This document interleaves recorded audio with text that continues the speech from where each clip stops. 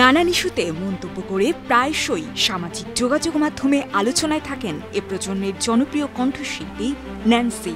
রোববার ফেসবুকে দেওয়া এই গায়িকার একটি পোস্ট ভক্তদেরকে ভাবিয়ে তুলেছে। ক্ষুব্ধ গায়িকা ওই পোস্টে কারোর নাম উল্লেখ না করে কুটনিবুড়ি ও শিয়ালরানী সম্বোধন করেছেন। ধারণা করা হচ্ছে ন্যান্সি যার উপর ক্ষুব্ধ তিনিও একজন গায়িকা। শিয়ালের ছবি পোস্ট করে ওই পোস্টে জনৈক ব্যক্তিকে সতর্ক করে ন্যান্সি লিখেছেন, বরাবর কোকিল নামযুক্ত কুটনিবুড়ি।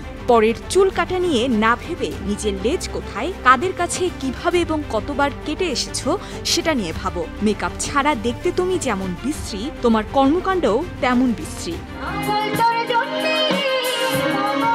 শেষে সতর্ক বার্তা সহ ন্যান্সি লিখেছেন, মানের ভয় তোমার নেই জানি, কিন্তু প্রাণের ভয় তো আছে।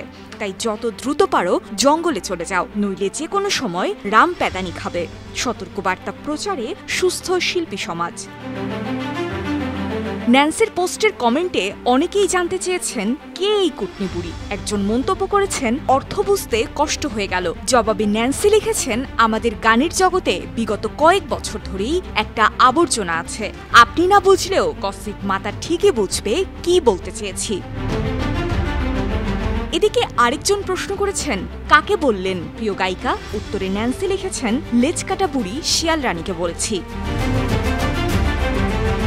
এদিকে ন্যান্সির ওই পোস্টটি রিশেয়ার করে আরেক কণ্ঠশিল্পী কুনাল লিখেছেন, বহুরূপে মিথ্যুক হিপ্রোকেটরা আসলে বোঝে না। রামপ্যাদানির সময় আসার আগে তার নিজের বেঁচে যাওয়া সম্মানটুকু নিয়ে সতর্ক হয়ে যাওয়া উচিত। অনেক হয়েছে, মানুষের সহ্যের সীমা থাকে।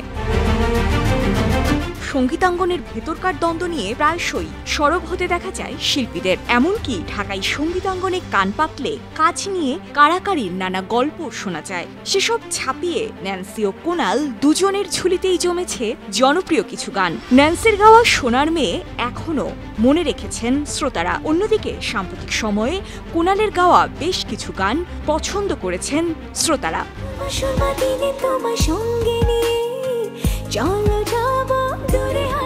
তবে ওই পোস্টে মন্তব্যকারী বেশিরভাগেরই ধারণা ন্যান্সি আরেক জনপ্রিয় গায়িকা দিলশাদ নাহার কণাকে উদ্দেশ্য করেছেন। কেননা ন্যান্সি তার স্ট্যাটাসে শুরুতেই লিখেছেন কোকিল নামযুক্ত কুটনিবুড়ি। আর সবাই জানেন যে সম্প্রতি কণার গাওয়া দুষ্টু কোকিল গানটি জনপ্রিয়তা পেয়েছে।